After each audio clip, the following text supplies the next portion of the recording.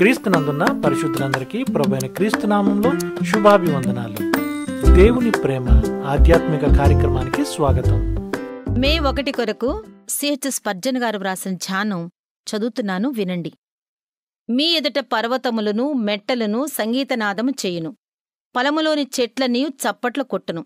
యెషయా 55వ అధ్యాయం 12వ వచనం. మన పాపం క్షమించబడినప్పుడు మనలో ఉన్న భయంకరమైన విచారానికి ముగింపు, మన నిజమైన ఆనందానికి ప్రారంభం జరిగాయి. తనతో సమాధానపరచబడిన ప్రజలపై దేవుడు కుమ్మరించే ఈ ఆనందం ఎలాంటిదంటే, అది పొంగి పొర్లి ప్రవహించి ఈ ప్రకృతినంతటినీ పరలోకపు సంతోషంతో నింపేస్తుంది. ఈ ప్రకృతిలో గొప్ప సంగీతం నిద్రాణంగా నిక్షిప్తమై ఉంది. నూతనపరచబడిన హృదయాలకు ఆ సంగీతాన్ని ఎలా వెలికితేవాలో, దాన్ని ఎలా ఒక పాటగా మలచాలో తెలుసు. ఈ సృష్టి అంతా ఒక సంగీత వాయిద్యం లాంటిది. కృపతో నింపబడిన వ్యక్తి దానిపైనున్న సరిగమల మెట్లను కనుగొంటాడు. వాటిమీద తన వేళ్లను కదుపుతూ ఈ సృష్టిలో ఉన్న సమస్తం ఒకే గొంతుతో దేవుని స్తుతించేలా మేల్కొలుపుతాడు.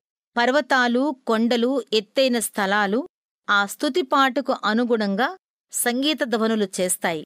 ఇక మిగతా చెట్లు, జీవరాశులు చప్పట్లు కొడుతూ వినుసొంపైన పాట పాడతాయి. దేవుని వాక్యం మన మధ్య వెదజల్లబడి ఫలించినప్పుడు, ఆత్మలు రక్షించబడినప్పుడు సమస్తం ఒక సంగీతంలా ఉంటుంది. యవ్వన విశ్వాసులు తమ పాపాలు ఒప్పుకుంటూ ప్రభువు సన్నిధికి వచ్చినప్పుడు, అనుభవజ్ఞులైన దైవజనులు తమ సాక్ష్యాలు పంచుకున్నప్పుడు మనకు ఎంతో సంతోషం కలుగుతుంది. అప్పుడు మనం తప్పక దేవుని స్తుతించాలి. ఆ సమయంలో ఈ సృష్టిలో ఉన్న సమస్తమైన కొండలు, గుట్టలు, వృక్షాలు, పొలాలు, మైదానాలు అన్నీ కలిసి ఆనందగీతాలు పాడుతూ ఉన్నట్లు కనిపిస్తుంది. ప్రకృతి అంతా ఒక సంగీత విభావర్లా మారిపోతుంది. ప్రభువా, ఈ సంతోషకరమైన మేడే నాడు నీ సంగీతంతో నింపబడిన ప్రకృతిలోనికి నన్ను నడిపించు. కమ్మగా పాడే కోయిలనై నేను నీ స్తుతిగీతాలను ఆలపిస్తాను. దేవుని ప్రేమ ఆధ్యాత్మిక కార్యక్రమాన్ని చివరి వరకు వీక్షించిన శ్రోతలందరికీ మా హృదయపూర్వక వందనాలు. తిరిగి మళ్ళా రేపు ఉదయకాల సమయంలో కలుసుకుందాం.